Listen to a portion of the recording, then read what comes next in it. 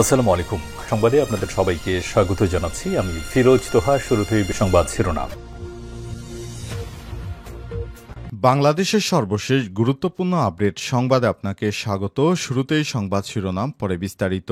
প্রথমেই জানাবো, লন্ডনের বৈঠক পছন্দ না হয় আলোচনা আসেনি একটি দল, বললেন ফখরুল। বিএনপির মহাসচিব ফখরুল বলেছেন, লন্ডনে ডক্টর ইউনূস ও তারেকের সঙ্গে একটি দলের বৈঠক পছন্দ হয়নি, যে কারণে নারাজ হয়ে জাতীয় ঐক্যমত্য কমিশনের বৈঠকে তারা হাজির হয়নি। ফখরুল সরাসরি বাংলাদেশ জামাত ইসলামকে উদ্দেশ্য করে এই কথাটি বলেছে আজ রাজধানীর উত্তরায় জাতীয় সদস্যপদ নবায়নের কার্যক্রমের উদ্বোধনী অনুষ্ঠানে সব কথা বলেন ফখরুল। প্রথমবারের মতো সফলভাবে ইহুদিবাদী ইসরায়েলি ড্রোন ভূপাতিত করল ইরান। এই প্রথমবারের মতো সফলভাবে ইসরায়েলি ড্রোন ভূপাতিত করার দাবি করেছে তেহরান। আজ ইরানের মধ্য অঞ্চলের শহর ইস্পাহানে এই ঘটনা ঘটে বলে জানিয়েছে দেশটির সেনাবাহিনী। এরপর জানাবো, ইরানের পক্ষে বিবৃতি দিয়ে যা বলল রাশিয়া। ইরানে ইসরায়েলে লাগাতার হামলার কয়েকদিন পর আনুষ্ঠানিকভাবে বিবৃতি দিয়েছে রাশিয়া। আজ রাশিয়ার পররাষ্ট্র মন্ত্রণালয়ের এক বিবৃতিতে বলা হয়েছে, ইরানের পারমাণবিক স্থাপনাগুলোতে চলমান হামলা আন্তর্জাতিক আইনের দৃষ্টিকোণ থেকে অবৈধ। এই ধরনের হামলা চালাতে পারবে না ইহুদিরা। ইহুদিদের অবশ্যই এই হামলা থামাতে হবে। এদিকে কে এই আয়াতুল্লাহ খামেনি, যাকে হত্যা করতে চায় ট্রাম্প এবং নেতানিয়াহু? ইরান ইসরায়েলের মধ্যে সাম্প্রতিক উত্তেজনা শুরুর পর থেকেই যে নামটি সবথেকে বেশি আলোচনায় এসেছে তা হচ্ছে আয়াতুল্লাহ আলী খামেনি। মার্কিন প্রেসিডেন্ট ডোনাল্ড ট্রাম্প ও ইসরায়েলের প্রধানমন্ত্রী বেঞ্জামিন নেতানিয়াহু দুইজনই ইরানের এই সর্বোচ্চ নেতাকে সরাসরি লক্ষ্যবস্তু করার ইঙ্গিত দিয়েছেন। আসলে কে তিনি, এ বিষয়ে গুরুত্বপূর্ণ সংবাদ জানাবো, সঙ্গেই থাকুন। এবারে জানাবো, ইসরায়েলের অভ্যন্তরে পাইলটদের বিদ্রোহ, ভাইরাল ভিডিও সম্পর্কে যা জানা গেল।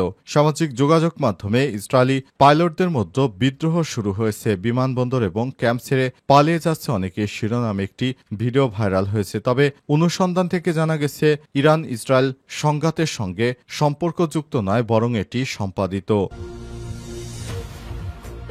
লন্ডনের বৈঠক পছন্দ না হয় আলোচনা আসেনি একটি দল, বললেন ফখরুল।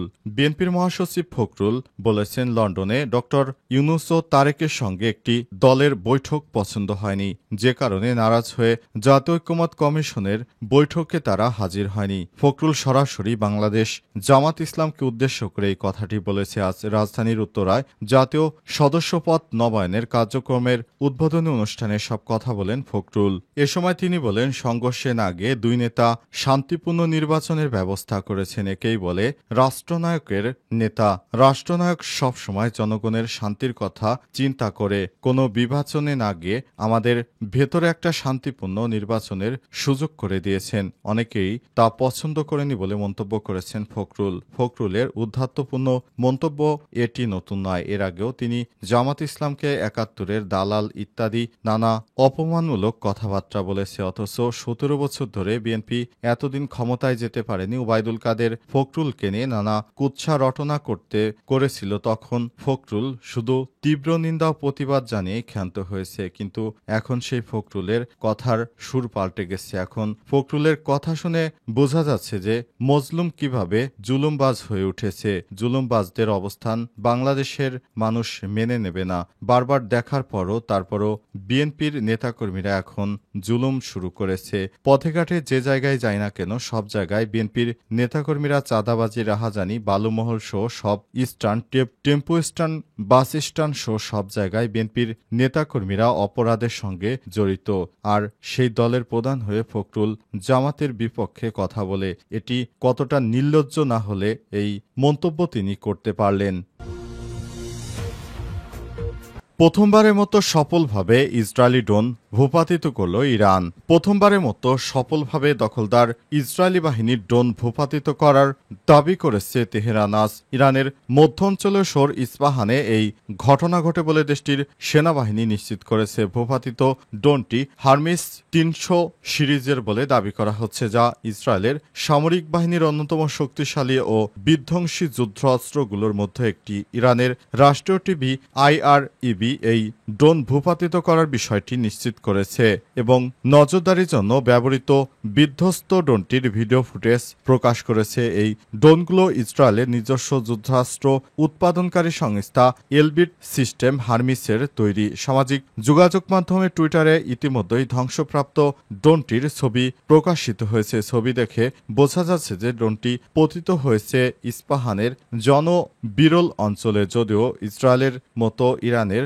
উন্নত আকাশ প্রতিরক্ষা ব্যবস্থা নেই, তবে রাশিয়ার সরবরাহকৃত রাডার, ঘাদির এবং ফালাক এর সাহায্যে যারা এই ড্রোনটি শনাক্ত ও ভূপাতিত করতে সক্ষম হয়েছে বলে জানা গেছে।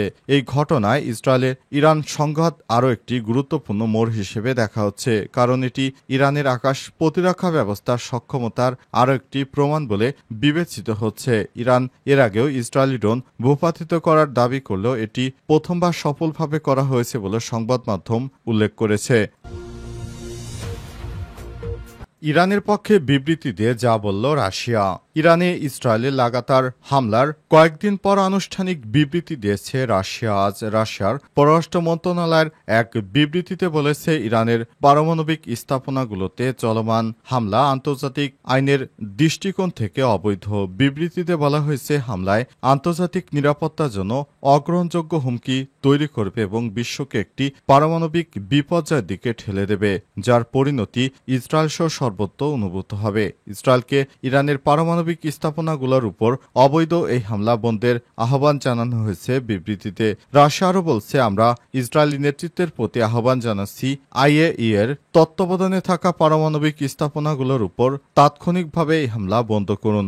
বিবৃতিতে কিছু পশ্চিমা দেশ সুযোগ সন্তানী আচরণ করছে বলে অভিযোগ করা হয়েছে।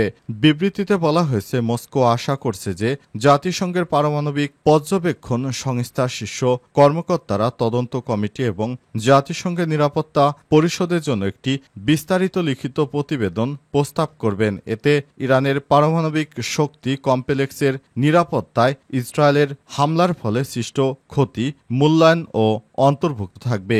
বিবৃতিতে মস্কো আরও জানায়, ইসরায়েলি হামলায় ইরানের পারমাণবিক স্থাপনার কোনো ক্ষতি হয়েছে কিনা তা জানতে আন্তর্জাতিক পরমাণু শক্তি সংস্থা পক্ষ থেকে একটি সত্যনিষ্ঠ বিশ্লেষণ তারা প্রত্যাশা করছে। কে এই আয়াতুল্লাহ খামেনি, যাকে হত্যা করতে চায় ট্রাম্প? ইরান ও ইসরায়েলের মধ্যে সাম্প্রতিক উত্তেজনা শুরুর পর থেকে যে নামটি সবথেকে বেশি আলোচনায় এসেছে তা হচ্ছে আয়াতুল্লাহ আলী খামেনি। মার্কিন প্রেসিডেন্ট ডোনাল্ড ট্রাম্প ও ইসরায়েলি প্রধানমন্ত্রী বেঞ্জামিন নেতানিয়াহু দুইজনই ইরানের এই সর্বোচ্চ নেতাকে সরাসরি লক্ষ্যবস্তু করার ইঙ্গিত দিয়েছেন। আয়াতুল্লাহ খামেনি আসলে কে? আয়াতুল্লাহ খামেনি হলেন মধ্যপ্রাচ্যের অন্যতম ক্ষমতাধর ব্যক্তি। প্রায় 4 দশক ধরে তিনি ইরানকে শাসন করে আসছেন। এ সময় তিনি যুক্তরাষ্ট্র ও ইসরায়েলের বিরুদ্ধে অবস্থান নিয়েছেন, ইরানের বিতর্কিত পারমাণবিক কর্মসূচিকে এগিয়ে নিয়েছেন, অভ্যন্তরীণ বিরোধ আন্দোলন দমন করেছেন। সর্বোচ্চ নেতা হিসেবে খামেনি ইরানের সরকার, বিচার বিভাগ, সামরিক বাহিনী, ইসলামী বিপ্লবী গার্ড বাহিনী এবং কুদস ফোর্স এর উপর পূর্ণ নিয়ন্ত্রণ রাখেন। খামেনি 1939 সালে ইরানের পবিত্র নগরী মাশহাদে জন্মগ্রহণ করেন। তিনি ছিলেন আয়াতুল্লাহ রুহুল্লাহ খোমেনির শিষ্য, যিনি 1979 সালে ইরান বিপ্লবের মাধ্যমে দেশটির প্রো ওয়েস্ট বা রাজতন্ত্রকে উচ্ছেদ করে ইসলামিক প্রজাতন্ত্র প্রতিষ্ঠা করেন। 1981 সালে খামেনি একটি হামলায় নিহত হন, যাতে তার ডান হাতে স্থায়ীভাবে বিকল হয়ে যায়। রুহুল্লাহ খামেনির মৃত্যুর পর 1989 সালে তিনি ইরানের সর্বোচ্চ নেতা হিসেবে দায়িত্ব পালন করেন। ইরানের নেতা হওয়ার পর থেকে খামেনি ইরান সীমান্তে ছড়িয়ে আঞ্চলিক প্রভাব বিস্তারে মনোযোগ দেয়। অ্যাক্সিস অব রেজিস্ট্যান্স নামে পরিচিত একাধিক মিত্র গোষ্ঠী গড়ে তোলেন, যা লেবানন থেকে ইয়েমেন পর্যন্ত বিস্তৃত।